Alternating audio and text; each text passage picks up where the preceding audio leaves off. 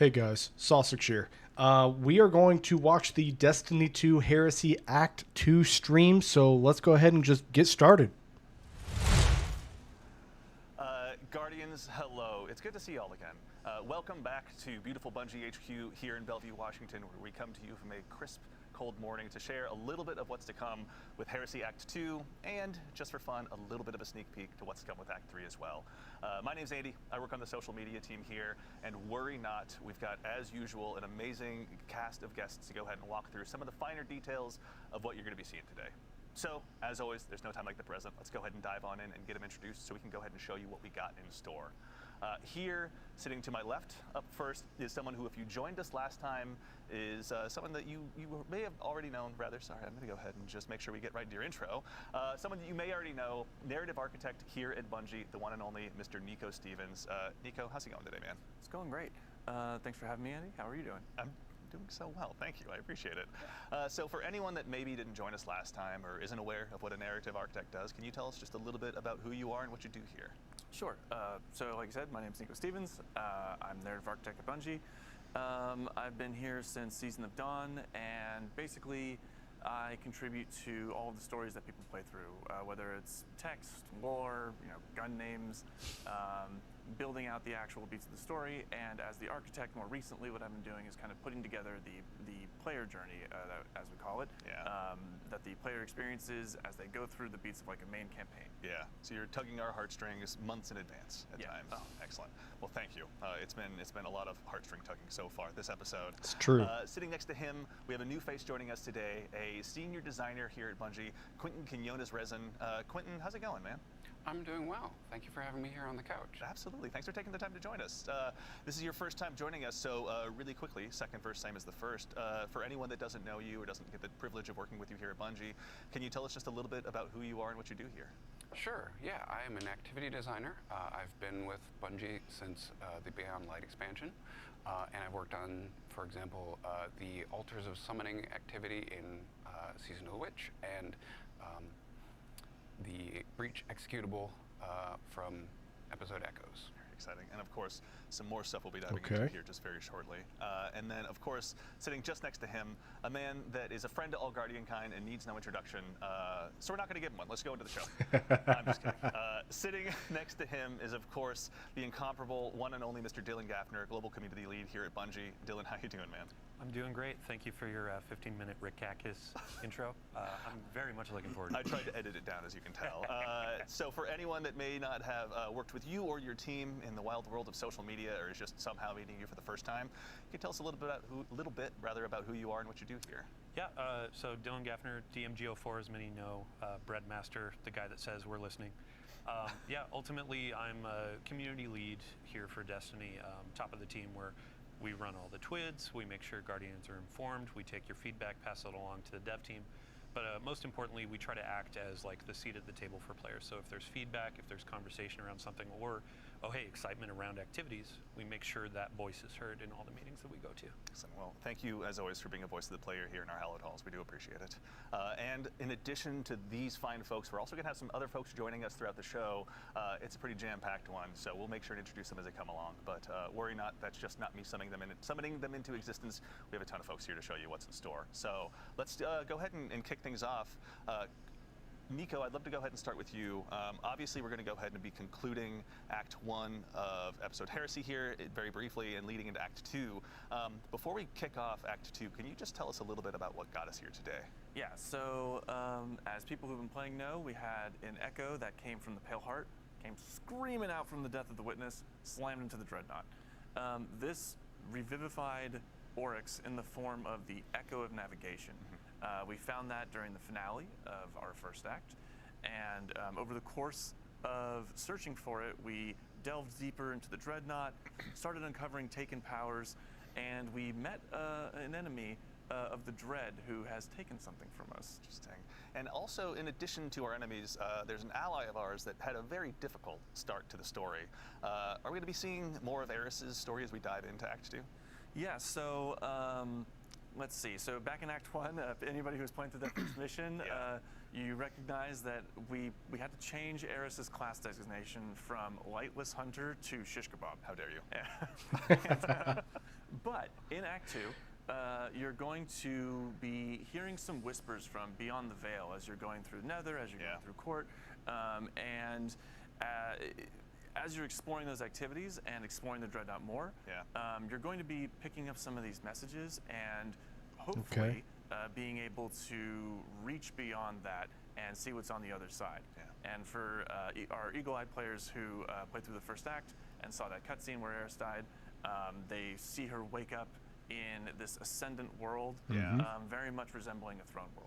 Yeah, there's been some educated guesses in that direction, but obviously there will be a lot of lore to dive into. So, Vase, if you're out there, maybe you can help us out and kind of tell us a little bit more about what's to come. I love you, Vase. He's good. So He's a good content creator. But we're also going to go ahead and dive into an activity here. We've got some gameplay ready to show on screen. Quentin, we've got a new activity that we're going to go ahead and release with Act 2. Can you tell us a little bit about what the Court of Blades is? What? Sure. Yeah, Court of Blades. When we were talking about bringing back the Dreadnought, obviously we're going to pay some sort of homage to the fan favorite activity, the Court of Oryx, that occurred in this space. But we wanted to freshen it up. We wanted to explore, what does Destiny look like right now? And so taking that and adding to that a lot of the activities recently have been sort of longer form, maybe a little stressful. We wanted to create a shorter, quicker activity that folks can just come and slay out for 10 minutes and have fun. Okay. So as we go ahead and check out the Court of Blades, there's a lot of new augments available to players too. Actually, if we can really quickly look, there's some hive statues around. Can you tell us about the augments that players are going to have available to them as they go ahead and try and build their loadout for this activity? Sure, yeah. What we wanted to do was wanted to take some inspiration from the sort of roguelike things that we've been exploring over the last couple of years with Destiny, making sure that each run feels unique and challenging in its own way. And so what we've borrowed the concept of augmentations from Onslaught, so players will see those, and they're a little different in this case, where they provide challenges that players may be able to overcome in other ways. So they're simple mechanically. A single player could go and complete the augmentation, but you might be able to just DPS the boss, pop your super, that sort of a thing, as a way to overcome that challenge. In addition, we've got sort of a randomized set of armaments that players will be able to purchase between phases that will allow them to combat those challenges a little bit. All right, let's say we unleash our fire team here as we continue to go ahead and sort of explore what this has to offer rather. But in addition to the augments, there's also going to be some hazards that the Guardians are going to be going up against as well. It's not all going to be just fun and games and building your powerful loadout. Like these folks are here to go ahead and resist you at every turn. What's it going to be like building, your loadouts as you go into this? Are you going to be able to just set one up for the week and move along, or? So the way this is going to work, the augmentations, the challenges that get applied, start to stack the more that you play the activity. And so you might get a really good combination that's very easy for you to blow through. Sometimes you're going to get a really bad combination of a certain boss or a certain augmentation that don't work well together. But we wanted players to have some opportunities to maybe shortcut those, or maybe combine a couple of the armaments that they can purchase and find a really cool combo. And so the armaments will actually rotate on a daily basis with the hope that there'll be sort of a meta that generates each day and then refreshes. So as we had our fire team hop through that portal, Nico was like, "Ooh, I know. what do we got? What do we got?" I had the same reaction actually. So these arenas are going to take place obviously across the system. Oh, okay. Nico, can you tell us about the eagle-eyed folks in chat? Obviously, are kind of calling out where they believe that was. Can you go ahead and confirm to us where that arena was? So the title of that area that you saw was Remnant of Silver, and that is on IO. I thought so. Area where the Tree of Silver Wings was. And as Okay. players know, we have seen Mars come back. We've seen Titan come back. Yep. We've heard of Mercury, even though we haven't gone back and revisited it yet. Okay. Io is really the only one that we haven't really talked about at all, and that's because Io is still trapped between worlds, and right now it is in the Ascendant Plane, fully enveloped by it. And Oryx, through the Echo of as the Echo of Navigation, I should say, is kind of reaching out to these places of paracausal power, reaching out to Io for this place of darkness, Hive worship, as you see here. Yeah. The Hive have like massive connections to the darkness, obviously. And then one of the arenas that you haven't seen yet is on Europa, which is the first place that we encountered stasis through clarity control, and Yep. it is a huge font of dark energy. Yeah, yeah, I can see why they would want to, why Oryx would connect with those places certainly. But no, it's really exciting to get to go back. He's there. shooting- Obviously, Chad had the same reaction that I had when it was like. He's shooting the. There's I've been orbs. there. Yeah. What is that? It's been a while, hasn't it? Yeah. So when we're going through these arenas, like you were talking about the challenges and the difficulty, with the Court of Blades, are we going to see similar mechanics to Nether, like the health scaling or things like that, or how's it different? We will not be seeing the health scaling and health mechanics from the Nether, so that's a bit of a load off people's minds. This is intended to be a bit more of a less stressful, more fun activity, but the difficulty does escalate after every Okay. two challengers. Okay. And so what we want to do, we've created these sort of light mechanics. You know, what you're not going to see is true raid level experience. This is not a replacement for Pantheon, that sort of a thing. We want it to be match made. We want it to be go in and have fun. The mechanics that you can buy as armaments sometimes will provide antidotes or shortcuts to the mechanics that you're seeing as augmentations. Some of them you may recognize from the Nether. Some of them are going to be brand new, and a few of them are actually going to be things that we've taken from some favorite old exotics, such as Taken, as we see on the screen. Sure. Sorry. How dare you? such as we've taken the effect from Sunbracers off, and that is a thing that you can actually purchase within this, this activity using the currency. Okay. Maybe combine that with something that increases ability regeneration, or maybe you see a couple of arc flavored armaments, and you decide on this run I'm going to use those. Yeah. So it's about mixing and matching and finding what works on a particular a lot of chances run. to really exemplify your build. So also there's, in addition to kind of the standard run through that we're seeing right here, is there a higher difficulty mode available as well? Sure. Yeah. For people who like a little bit more of a challenge, we're going to have an expert version of the activity. Nice. Both will actually be a really good place to find the Act 2 weapons that will drop more often in both versions of the activity. Okay. But the adept versions will only drop in the expert mode. Now they're on So Europa. everybody's gonna go ahead and Yep. make sure you got your build all tightened up. You're focusing on those augmentations and just you know, really go ahead and try and slay out. I think honestly, I'm just going to steal your phrasing there because I can't think of anything better. Sure. To that end as well, Nico, we're going up against. You were mentioning at the end of Act 1, Zivu and Savathun were none too happy with Oryx's answer and demeanor towards us. Who are we going up against as we go ahead and fly through this activity? Yeah, so a little bit of a refresher. The finale, we walked in, we saw the Echo of Navigation, and this is where Oryx learns that we killed him in the Taken King. Yeah. And his response is, "You killed me? Very cool." Yeah. Super into that. How refreshing. It's like, Yeah. finally, one less hive god to be mad at me, Yes, right? exactly. So what Oryx is kind of doing here is he wants you to be his guy. You know, he wants you to take up that mantle of Taken King, and he's testing you. This is him testing his knife, right? Making sure it's as sharp as it's supposed to be. And while he is doing that to prove that you are the Taken King, Zivu is here saying, no, I want my brother back. Yeah. Let me give you another champion. She's presenting her own hive champions, trying to say, let this be a vessel for you. Yeah. Nah, we're Much like we saw in Heresy, it's a similar idea to that. And then Savathun, on the other end of the spectrum there, is saying, this is stupid. We should all just move on from this chain to the sword logic that we have. Yeah. Stop being shackled to these old ideas. Yeah. We can all be free. That sounds kind of heretical. It does sound a little heretical, a little bit, yes. No, I mean, we have to give a shout out. So Oryx has been kind of whispering in my ear through Nether and through the activities of Act 1. I'm assuming we'll see more. Of course, we've hidden the VO, we've hidden the subtitles and stuff to avoid spoilers. But I wanted to give a shout out to the voice actor. So the voice actor for Oryx is Joshua David King. They did a fantastic job every single time we were in the I recording agree. booth. All the narrative designers, our voice director, everybody was just losing their mind over the performance. It was fantastic.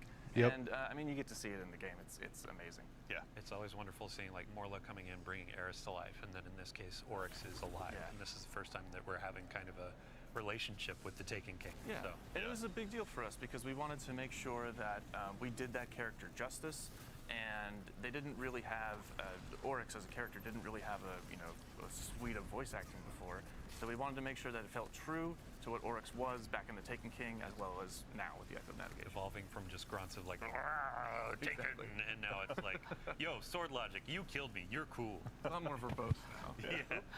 Oryx has been really reading the thesaurus recently and making sure that he's got his vocabulary all up to snuff. Actually, as well, really quickly, Quentin, I'd love to go ahead and check with you as well.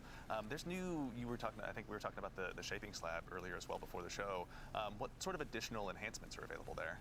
Sure, yeah. As people will have seen in Act 1, there's a set of upgrades that they can purchase and slot in based on how far they have ranked the vendor that are specific to the Nether and the requirements of that, providing a free revive token, things like that. Okay. Court is going to get a whole new set specifically for it, as well as some permanent upgrades to help players deal with the heavy and increasing challenge as they get deeper and deeper and try and up that score of how many challengers they can take down in a single run. Chances for our creators to make some guides. Maybe Abontis can help us out this time around. We probably got something in store there. But we now actually would love to take a moment to introduce another new face to our couch for the very first time to help kind of talk us through some of the weapons that are going to be available to you as we go ahead and kick off Act 2 of Heresy. We are now joined by the one and only associate designer here at, probably the one and only Morgan Dickens, associate designer here at Bungie. Morgan, how's it going today? It's going well, thank you. Absolutely. So for anyone that doesn't get the chance to work with you at Bungie or is unfamiliar with your work, can you tell us just a little bit about who you are and what you do here? Yeah, absolutely. So I'm Morgan. I'm a weapons designer here at Bungie. I work on the origin traits and perks and just the general gameplay for the weapons. I did the Act 3 weapons and the Telesto update, if that tells you anything about me. That's true. So obviously we have Morgan to blame / thank, depending on what side of Telesto you're on for the new catalyst. There were some whispers of Telesto's broken on day one. I was like, what do you mean broken? And then it's, oh, you mean like good broken. You're right, yeah. So good job. Community loves it. Thanks, chat, for shouting out. Yeah, as we all collectively wiped our brow and we're like, okay, cool. Telesto's broken and Morgan hands us another win. So speaking of, we're going to have some new weapons. The folks in chat have obviously seen let's go ahead and start with what's here on screen. The glaive that we're looking at right now. We're going to have some new weapons joining, but can you tell us a little bit about the glaive we're looking at right now? Yeah, absolutely. So this glaive is Refusal of the Call. It is our second kinetic slot glaive that we have ever done, and our first strand glaive. Exciting. So this one, as someone who's I don't really care about pummeled glaives. by glaives more often than I care to admit in the Crucible recently. What are some roles we should be looking forward to with this one? Yeah, so I mean, it looks as cool, displayed though. on screen, Sword Logic Discord is a very fun role with good ammo efficiency and really high damage potential. And if you're looking for a fun Crucible role, tilting at windmills and melee momentum is really fun. Okay, that's one I'm going to That's a good name for a perk. Tilting at windmills in Crucible. Yeah. Tilting your opponents. Why do you stare right at me when you say that? I don't know. But I do want to make another call out. So in Act 1, we were talking about, when you're going to the Dreadnought, it's peeling back, the skin is coming off. When we were just looking at this glaive, they all follow that same theme. So right now, you have a big sword on a big stick that's covered in teeth. Like, I cannot, this is my number one thing when Act 2 goes live to go and grind for me. So. Yeah. I'm looking forward to that, and I couldn't help but notice, obviously. I mean, if I get a god roll, I'll put it in the vault, but I'm not going to use it. As well, that our Guardian here has been using. Can you tell us a little bit about this bad boy? Absolutely. So Anamnesis is a void lightweight frame bow. This one's really cool because the origin trait grants charge speed. So dealing damage to enemies and getting final blows will slowly just lower that charge time. If you're a bow lover and you have always wanted to take something other than Archer's Tempo in the left column, now's your chance. Yeah, fair. I have my vault is littered with Archer's Tempo in that first column, so no, I'm really looking forward to that one. What are some roles? I think we've got some repulsor brace action going on, but what are some roles we can look forward to here? Yeah, you can pair repulsor brace with either destabilizing rounds or demoralize. Okay. And if you want to take advantage of that origin trait reducing charge time, you can throw a successful warm-up and impulse amplifier on it and have one of the fastest firing bows in the game. Yeah, honestly, even having just gotten that roll on Exalted Truth like the other weekend on Trials, like I cannot wait to go ahead and take it out for a spin with this bow. The timing is impeccable too. Like last week on I think Reddit, there was a post about legendary bows. I don't use them very often, etc. But folks are going into the Nightfall with Monarch. Yeah. Monarch. And I'm like, oh, here's a new Void bow that goes with the artifact. Yeah. That has all these cool perks. Maybe you'll have a new thing to use in Nightfalls when the sidearm comes around next week. Chat, yes, the sidearm is next week. Don't worry. But yeah. It's awesome. And so, in addition to those, obviously Dylan mentioned there's a sidearm. What is the other? I think there's 2 more that we haven't covered yet. Yeah, so there's a sidearm, a submachine gun, and a fusion rifle. Exciting. Okay. The sidearm is one of our first heavy burst sidearms in a bit, and it's got bolt shot on it, which, given how quick sidearms reload, is pretty fun. Yeah. Yeah. And you can also get sword logic on it as well. Okay. That's a fun option. Yeah, seriously, So I when can't you wait. say heavy burst sidearm, is that a 2-shot? 2-shot. Got it. Okay. It's going to be powerful. Again, I can already hear it ringing out, I'm sure, in my Trials matches. But we also have, there's a new fusion rifle. Oh, here, actually, we got the sidearm up on screen. Let's hang out here for a second and just take a look. Jolt shot and eddy current. That art style is just so good. I can't get over it. Yeah, the design is really cool, and the glow actually gets a little bit brighter as you stack up the origin trait, which is fun. Oh, That's super cool. cool, actually. In addition to that, I know we were talking a little bit before the show as well. There's a new fusion rifle in store that sounds pretty terrifying if you're going up against us. Can you tell us a little bit about what's in front of us right now? Yeah, so Afterlight. I'm not a big is fan of another fusion weapon rifles. That really benefits from that charge rate boost. I like them more than And it's got a couple glaives, of fun I options think. for DPS with that. If you're willing to put in a lot of work, Ambitious Assassin Reservoir Burst with that origin trait will stack up in a couple shots and will do really, really high DPS Okay. until you lose Reservoir Burst. Of course. Yeah, yeah. And if you're looking for something simpler, you can always do Lead from Gold and Vorpal Weapon. True. Yeah, yeah. This version of the weapon is one of the heretical arsenal versions. So if you're going into the expert difficulty of court, you can get some of these to drop as you're playing with your friends. It has the 2 perks in each column, then it has the extra origin trait. What from about Kingsfall. the They're other pretty adept good, weapons? pretty good. They Yeah, thank didn't. you, They don't Sandbox have team, for that, this. right? Thank you, I'm pretty Sandbox sure I've team, got for some this. adept Yeah. weapons in my vault. They don't have And also on top double of that, you have your perks. Tome of One. So if you're just looking for rolls, trying to get more of the Hopefully it's a sidearm, bug and they fix that. etc. These will be additions. You go and you get your slabs from the chests or doing the activity, Yeah. and then you can use it in the court to get more drops, or you can actually go into Nether or go into Crucible or whatever and have Yeah. a couple of those extra drops come in too. Very exciting, yeah. And it's like, I don't know, I was getting like mini Plan C vibes from that one. Like, I'm super excited to see how I can work that one in. So the sandbox is always obviously rather going to be enriched by some new legendary weapons, but our good friend the Barrow Dyad is going to have some new additions to their I'm perks as really well excited around. to see what they do For with this anyone out there, like myself, who've SMG. gone ahead and added that to their loadouts recently. What are some of the updates we can expect there? Yeah, so Bear Dyad is getting 2 new Catalyst perks in Act 2, with Okay. 2 more coming later. Okay. And some of the fun options there are 1 for all and target lock.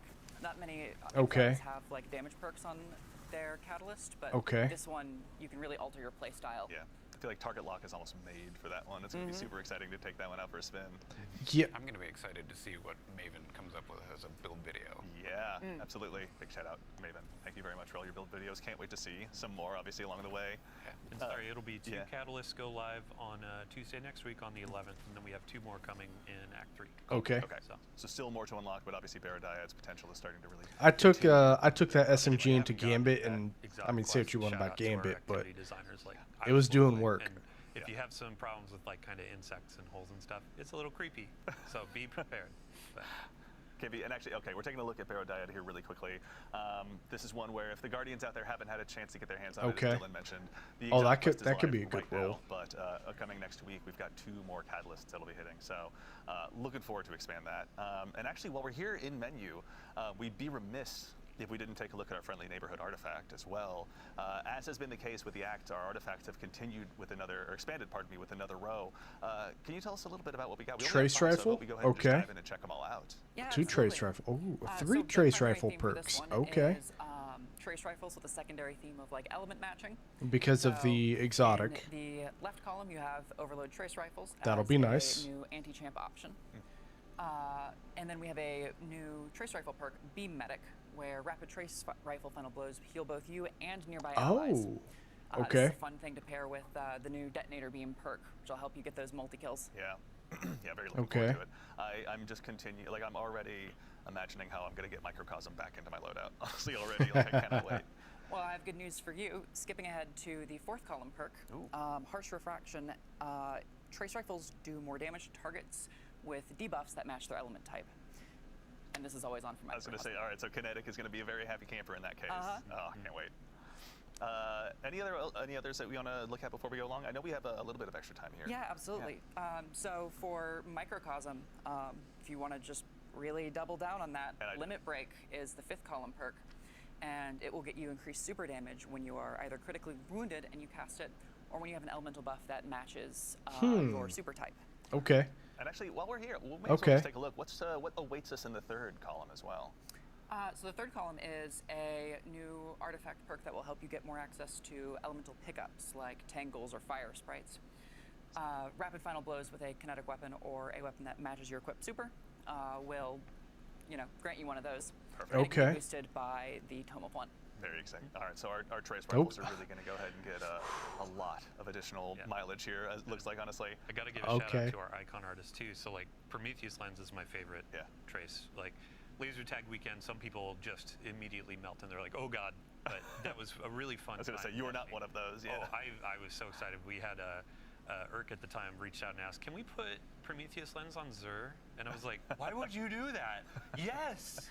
But yeah, with these perks, I'm going to go out and burn down the world with Prometheus lens. Like, Microcosm will pull out for the boss DPS, but just for like running through court, running through Nether, I'm going to be like, let's burn some stuff. That's right, I'll have your back. I'll have the Microcosm, you take Prometheus lens. It's going to be a terrible day to be Hiver taken for a little while. Hit me up on Discord and then I'll ignore you for another week. And then as always. I don't, well, that's right, that hurts still. Okay, it's right in front of all of our Guardians. Okay, so while we're also checking out the artifact, we've got, we teased at the top of the show, we're going to do some Act 3 teases as well. Can you give us a tease a little, or what the theme, rather, is of what that last row is going to be? Yeah, so the primary theme is rockets. We have a new perk that will help you clear rockets without needing to reload or spend ammo.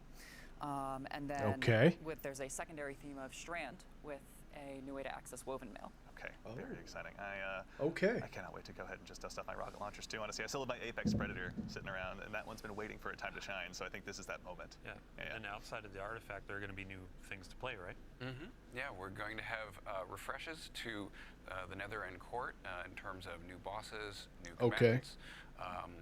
If you're familiar with the pressure events from Act 1, the blights you have to destroy, there's new and devious versions of those that are coming to Nether. And then in Act 3, our featured activity is going to be the return of the Sunless Cell Strike. Right, yes. Any Guardians who remember their fond Destiny 1 days of having that like huge batch of thralls running at you up the bridge, now's the chance to check that out. But actually, we were talking before the show, probably not going to be Alacool. Yeah, I didn't have an Xbox for it. Alacool was down in the deep, dark dungeon hole and then became a light hive, the Guardian hive. What do we Light call Bears? Yeah, well, it was Light Bear, and then it was like the Lucent Hive. Tool is what you called it, and I cringed. Tool. It's but, creativity's a process. Everybody. So with the Lightblade Ascending being in the Throne World doing their own thing, who is in the Sunless Cell now? And that's something we'll find out in Act 3 in April. Yeah, very exciting. We'll have a chance to check that out. And actually, Dylan, while I've got you, I'd love to put you on the spot. In addition to obviously all this stuff that'll be arriving with Act 2, Guardian Games is going to be making its triumphant return as well. Oh yeah. So let me get my handy dandy notebook here. Replaced the big one with the little tiny one. It looks like I take notes now. He's like he's a reporter out on the beat. Yeah. So Guardian Games starts next week. Yeah. March 11th, right at Reset, alongside Act 2. For folks that don't know what Guardian Games is, we invite our hunters, titans, and warlocks to come in. It's been a minute since we've gotten good Guardian Games armor. It's all decorated, and we'll have a ton more detail in the Twit on Thursday. So I like those. Those are clean. I just have a couple teases of we have a. Please. You put it best. Bite-sized boss rush mode. Yeah. So it's not going to be like a court. It's not going to be like a Pantheon. But now we have a challenge of hey, go in, burn down some bosses, get as many points as you can, and then you can get some new rewards. Yeah. So when it comes to rewards, we have some really cool armor. This is going to be Eververse. You can earn it for free through Bright Dust, so go in and do your seasonal challenges, do your Pathfinders. There are going to be some weekly bounties that get Bright Dust. I'll probably buy the Titan one. You can see that we're going with maybe the Hunter theme, where previous it was like maybe the Warlock. I don't know. Now it's like, hey, gladiators, you're going to go in, you're going to destroy these bosses. They actually go hard. Yeah. Oh, yeah, I'm excited. Was that my PC or was that? all players are going to be getting a specific class item to engage with the event as well. That's right. So, Okay, yeah. the Hunter is holding our new premier legendary weapon that's going to be coming out. Right. And now I pass it off to Morgan because there's some really cool perk rolls that you can get on there.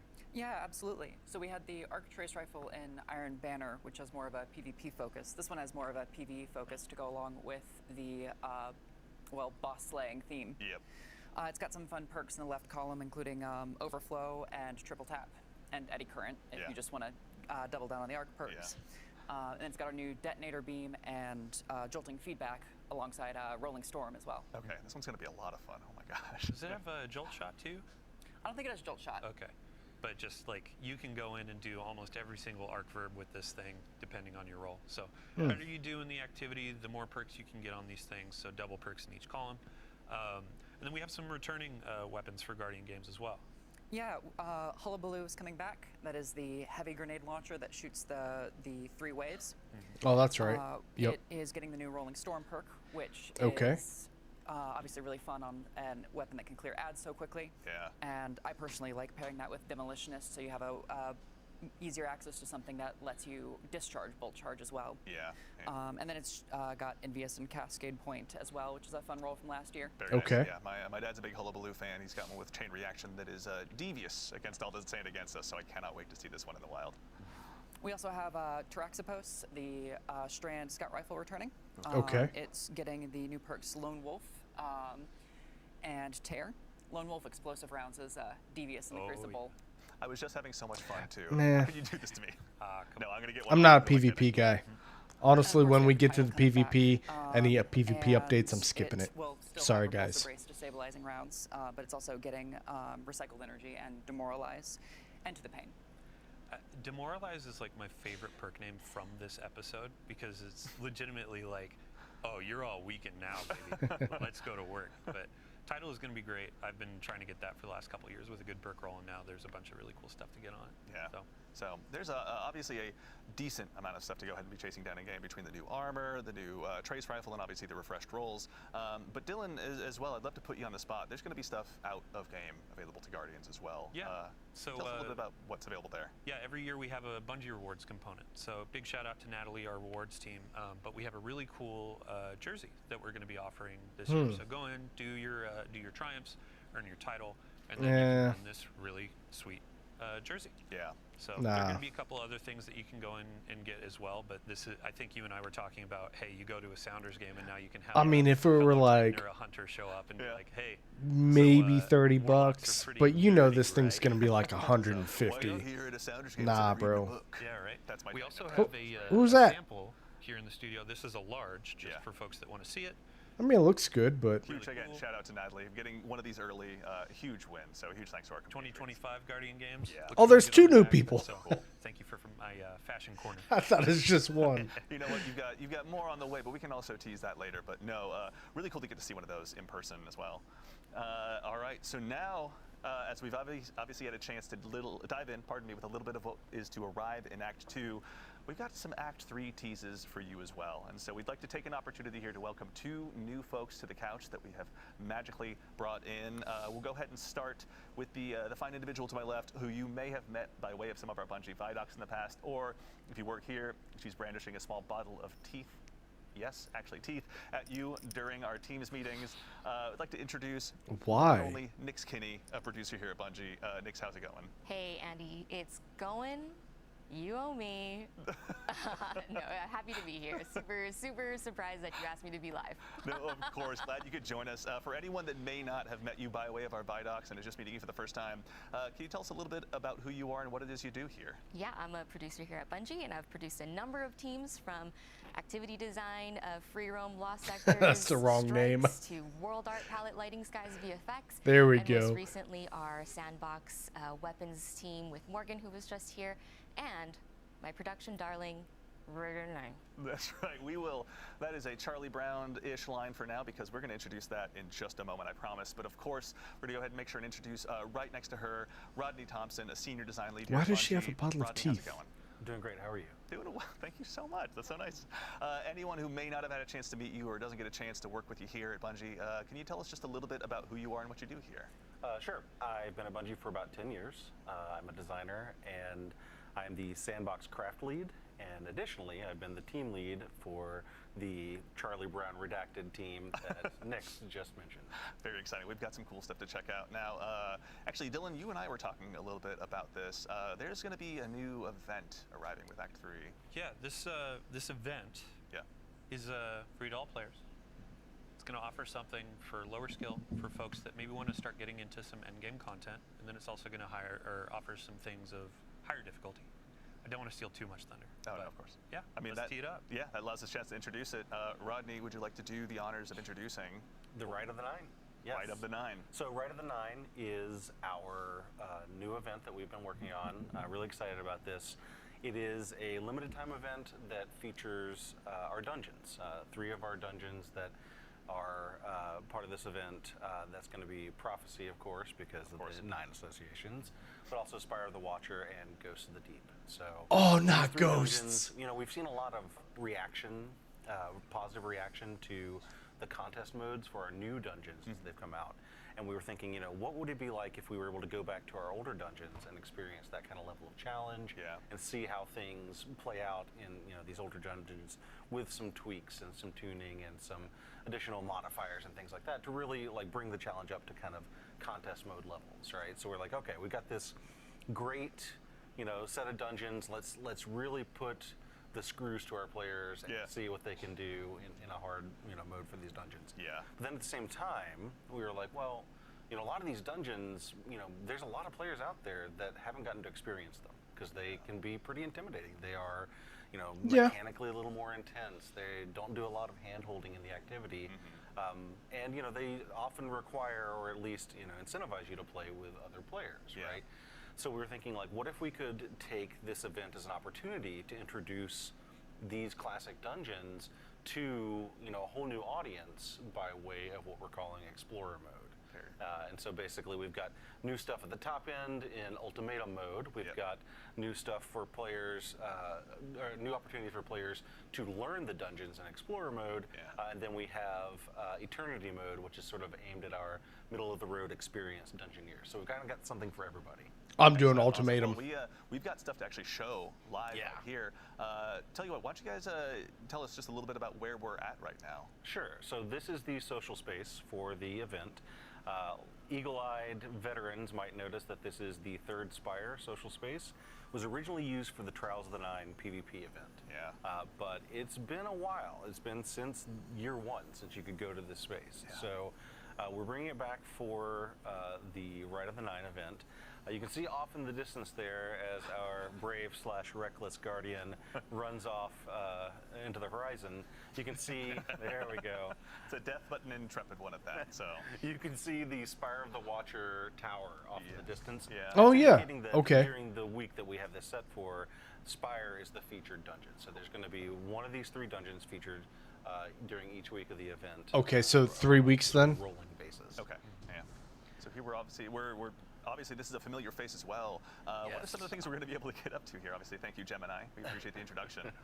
So the Emissary is our vendor, and the Emissary offers you quests, bounties, rewards, a wide variety of things to do during the event. Like I say, it's all dungeon focused, but we're going to be leading you into those dungeons and giving you rewards for beating them on the various difficulty levels. Oh, And I'd be remiss if I didn't wanna mention know what that the I believe rewards I see are. Some weaponry here in the background. Yes. What are we looking at here? So for this event, we have taken 4 of the weapons from each of the featured dungeons and given them a big revamp. We've redone their perk pools, introduced perks that have come in over the seasons since the dungeon was released, and put those into these weapons and really given them a good juicing up. Are they as automatic perks god that are rolls? available. Like, are they What static? you're sort of seeing here is the ability to attune to these various weapons. Okay. Just like you could during Into the Light. Okay. Into the Light weapons. So that if there's a particular one of these that you really are hunting a certain role, you can attune to it get Okay. more drops of that weapon during the course of the event. Very exciting. Okay, that's again, we see some fans obviously in the house here. So we've got, as you were mentioning, ultimatum mode. We can go ahead and talk a little bit about later. But as we noticed, Inspire the Watchers here. Nix, can you tell us a little bit about Explore mode and how you guys kind of built that and what that process was like? Yeah, playtesting for Explorer mode was truly so cute because it required us to find people in studio who had never played dungeons before. Yeah. And that means we sourced folks from all corners, all levels, and made them equal. They got in dungeon. touch with Clappinator It L. was really great to see them go through our dungeons and having us tune it so that by the end of our playtest series, I think they just grew into folks who were really quite adept at dungeons, Yeah. and I want to say can go on to even solo them if they wanted. Yeah, I mean, it's Cool. a great starting point. I think we were talking a little bit before the show, but Explore mode obviously grants the opportunity, one, to just learn, to just go ahead and kick the proverbial tires in the dungeon, figure out how attrition works, which we can see here in just a second. But for folks like myself who do really enjoy running dungeons, and I've only soloed one dungeon, but if I wanted to go ahead and really get all of my strats ready for a solo, maybe a solo flawless run if I'm lucky enough, this seems like a great way to approach that. For sure. Yeah. I mean, in the Explorer mode, you have some tool tips, so that'll give you some idea of how to navigate these puzzles and also some waypointing to help you get through some tricky areas that you may not be able to find on your own. Yeah, there's a lot of minutia to always find in these, and it may not always be obvious which way to go. And so you guys, like we were talking about before the show, you actually built some new tech to help kind of establish those breadcrumb trails for the Guardians. All right, we're about to dive on in actually here as well, but very briefly as well as we go ahead and prepare to land, a brief touch on ultimatum mode as well. What are some of the key differences between those two experiences? Sure. So while Explorer mode, of course, is aimed at people who have maybe not as familiar with the dungeons or never really given them a shot, Ultimatum mode is for players who are familiar with the dungeons and are used to a high level of play. So they're going to be our most challenging. They're going to be at sort of a power level equivalent of contest mode. Cool. So you're going to be facing tougher enemies. And then we're also using some activity modifiers to sort of craft the experience. Prophecy, I think I can do. Spire, probably could do. Ghost, will require you to make a few decisions we'll before see. you go into the dungeon or before you go into an encounter that you wouldn't otherwise necessarily be thinking about. So for example, we're using the not swap activity modifier, which basically means you need to keep one exotic equipped for the duration of an encounter. That's just sort of a way of saying, like, okay, we need you to really focus on thinking about this encounter and figuring out how you're going to tackle the challenges associated with it.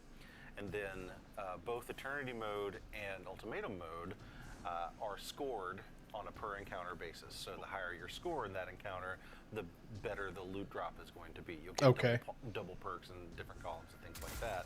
That's all based on deaths. So instead of being based on kills or number of damage phases or things like that, it's basically getting through the encounter with fewer deaths.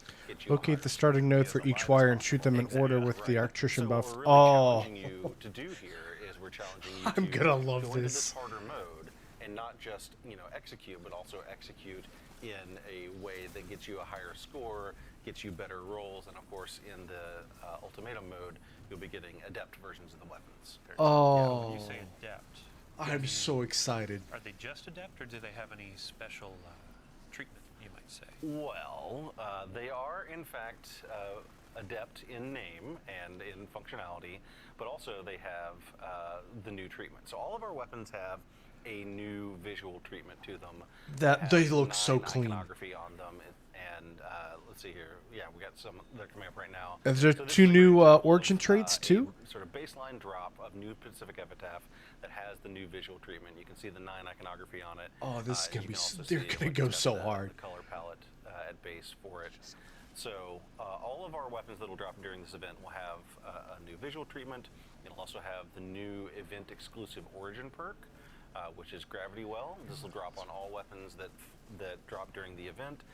It is only available in Rite of the Nine, so it'll be exclusive to this event. Very exciting. And then I think Guardians out there, we've referred to them as holofoils in the past. So as you're going in, you're doing the harder difficulty, you're earning these adepts. They're going to have the animated holofoil. giving that galaxy background, Oh. kind of showing I ascended the mountaintop. I actually went and earned this really dope loot, and I did it in a way where I got my god rolls. As someone who's still brave, or rather proudly wears his brave arsenal as much as he can, I cannot wait to go ahead and dive into this. So actually, as well, now that we're in explore mode, checking it out, Roddy, can you tell us some of the? That's all I'm gonna play for like 3 weeks to make straight. this a more accessible experience for new All my indie reviews. So, one of the things you'll note is that we're Paused. using the in-world tooltips to teach you some of the mechanics. So this is something we've seen used in the Nether. Yep, and that in other makes places, sense. In the game so far, and we're continuing to expand that out as a teaching mechanism. So as you are playing through Ultimatum mode, you'll see these tooltips come up, and we have them all over the place. Anytime. I wonder if there's going to be mechanic revive gets introduced. tokens. And That'll make basically things the a little way more to, difficult. in I hope there's no world, revive see, tokens. Like, okay, this is how this mechanic works. We're also using waypoints. Here's a great example of one of our teaching waypoints that sort of shows you, hey, here's where the path is supposed to go. and kind Oh, of I direct like you that. In a lot of the places where there are, not as obvious paths through the dungeon, right? Yeah. But yeah, like those tooltips and waypoints, we're using those in the encounters to teach you the mechanics. And we do that like the first time you see it, so that later in the dungeon, when you are encountering that mechanic again, you'll have already learned it, and you can take your time and read the tooltips, execute the mechanic at your own pace. One of the things we've done is we've removed darkness phases, and we've reduced the revive timer down to 5 seconds in Explorer mode. That's so nice. that there is no real penalty for failure. Yeah. So if you're just trying to learn the mechanics and you go in and you want to look at the tooltips and follow the waypoints at your own pace, and maybe you get overwhelmed by enemies or whatever, that's okay, right? Like you can kind of take your time. Yeah. I think one of the things This will be a is that, great mode for the challenge Clapinator of the L. dungeon, in addition to the mechanics and the combat challenge, a lot of it is just you have to sort of learn at a fast pace. On right? arc- And so what arc we're trying to heavy? do here Okay. is make it so you can kind of learn at your own pace. Yeah. So that once you're comfortable with these mechanics, then you can jump into either Eternity mode or whatever with other players and know the mechanics because you've not been sort of pressured to execute perfectly the very first time. Yeah. In that first encounter, so you're connecting nodes in a circuit breaker to open the door. Yeah. And the waypoints are breadcrumbs, so it's like hit the first circuit and then you see a waypoint for the next in explore mode. So your ad clear aficionados, they are now learning or being given the opportunity to learn, oh, this is actually how this pathing works. This is how this mechanic works. So when you bring them in, or when I bring you in, So why did you stare right at me when you were talking about ad clear aficionados, man?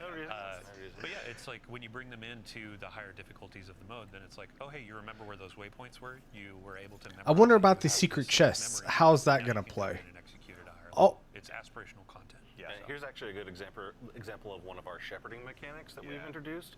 So basically, we hear a lot of people say like, oh, I want to take my friends through the dungeon that have never been before. A lot of these traversal sections can be really challenging. So in this section of Spire of the Watcher, for example, once one player gets to sort of the midpoint of this traversal section, we have these helper platforms that rise up from below, so that a player who's maybe struggling a little bit with that section can follow along and continue to make progress forward, even though they may not have been able to execute the jumping part. Yeah. Even a warlock can make it through. I'm throwing shade. Guardian Games is coming up. I gotta go ahead and get my jabs where I can. So I think I want to put Nyx on the spot. Yeah. As players are going through this, like we have a bunch of rewards, not just for Explore mode where you're getting the normal drops and all that, but overall through this event. So. Oh, yeah. Well, you Vex get 5 CPUs? new emblems. Emblem for you. 5. Collectors, get ready. An earnable weapon cosmetic and a hoity-toity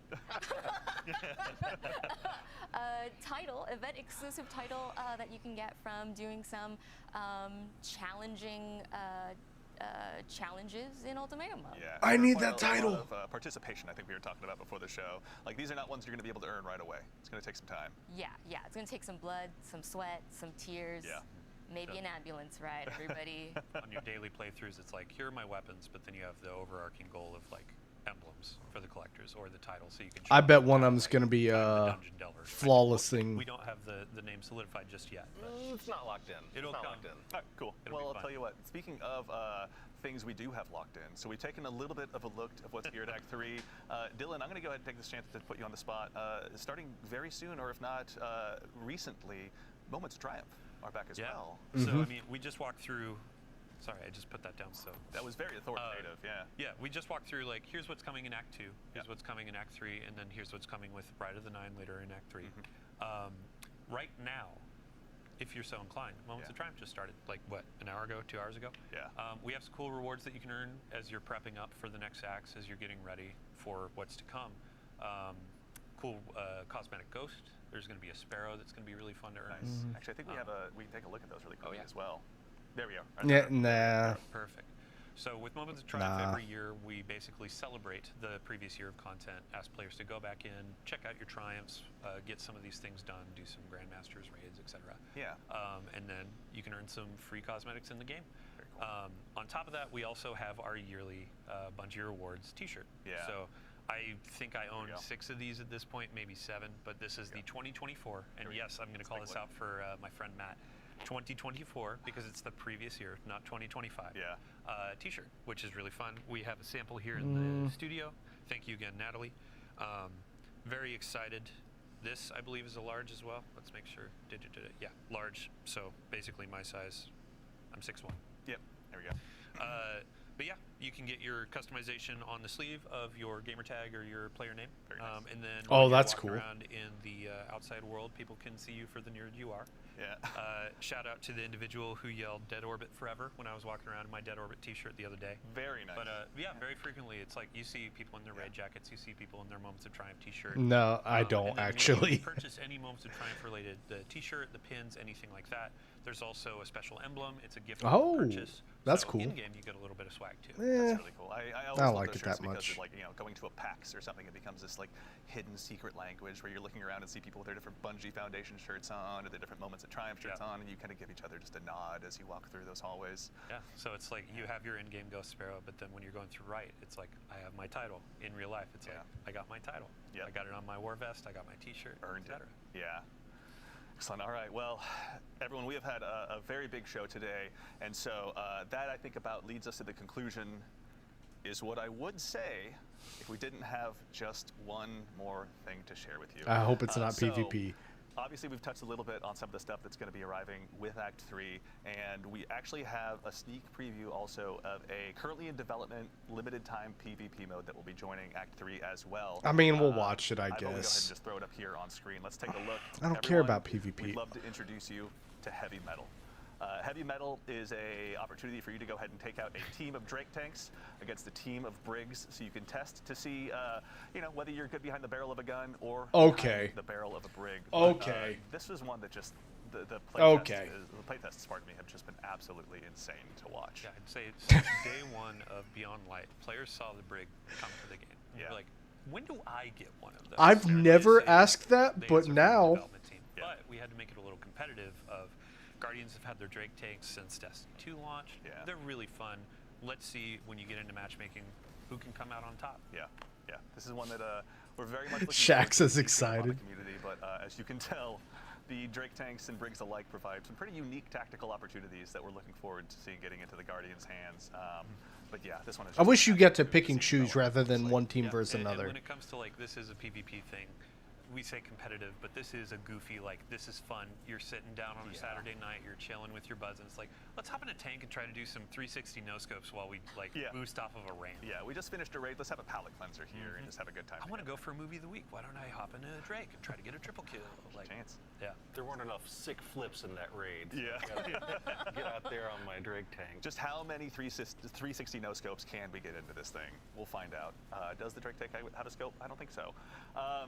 But yeah, that's something we'd be remiss if we didn't take a chance. Sorry, off screen they just did a huge jump as well. But we'd be remiss if we didn't take a chance to show that off to all of you. So that, for real this time, concludes our show. So a huge thank, of course, to Nico, Quentin, Morgan, to Nix and Rodney, and of course the one and only Mr. Dylan Gaffner there for joining us today.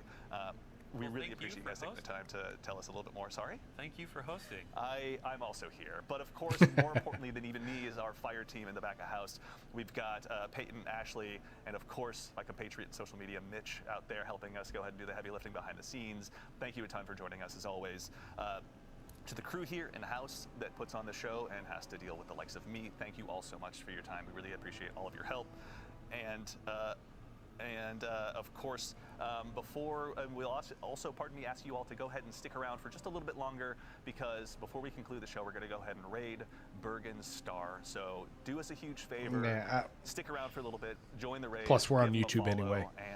and tell him we said hello. We'd appreciate that. So today we covered a lot. We went through the activities coming with Act 2, such as Court of Blades, the continuation of the Barrow Diet quest line, some new weapons joining the sandbox, took a bit of a look ahead at Act 3. There was a lot for this one, everyone. So, of There course, really more was. than anything, we know you all are very busy. We appreciate being a part of your day, and thank you all so much for taking the time to join us today. We do appreciate it. It's always a lot of fun to get to put these on, but they don't matter unless you show up. So thank you. So in the meantime, from all of us here to all of you out there, take care of yourselves, take care of each other, and we'll see you all Starside.